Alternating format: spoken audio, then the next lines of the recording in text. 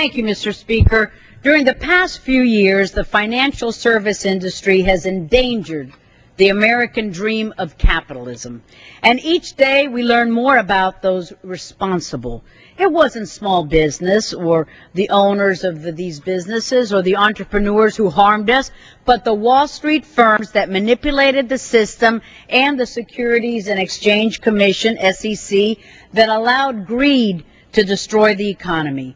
SEC Inspector General David Kotz, in his recent report, said that the SEC bears total responsibility for nearly $70 billion of investor losses due to the Stanford and Madoff Ponzi schemes. Thousands of additional innocent victims were allowed to lose their life savings while they mistakenly believed that the SEC was actually regulating the securities market.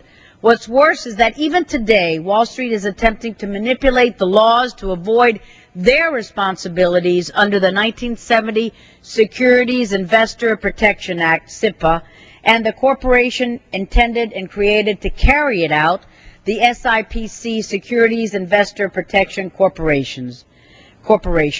SIPA provides $500,000 insurance to investors against the fraud or dishonesty of an SEC-regulated broker. Wall Street supported SIPA because it wanted to encourage investors to allow brokers to hold their securities in their street name. For example, if you brought securities through Merrill Lynch, instead of your name appearing on the stock certificate, it was held in Merrill Lynch's name. This allowed the brokerage firms to enjoy an enormous amount of additional revenue because they could treat those securities as their own. The quid pro quo for giving up the protection of having securities in your own name was SIPC Insurance. SIPC Insurance was created to protect against a dishonest broker who either steals the customer's securities or steals the customer's money and never actually purchases the securities.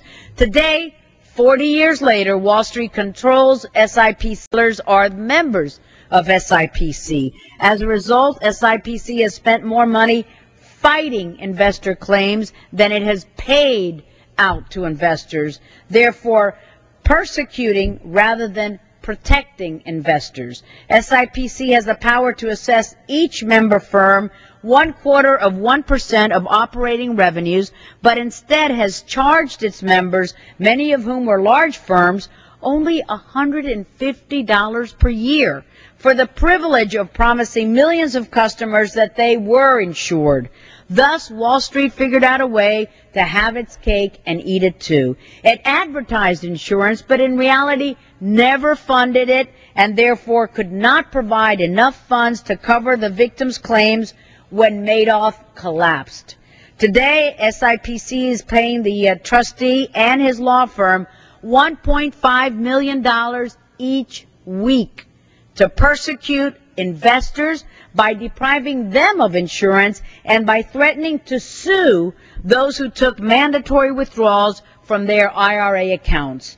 I'm referring to the clawbacks that Ivan Picard, the SIPC trustee, has threatened against thousands of innocent investors whose only mistake was relying upon their SEC broker-dealer confirmations and monthly statements.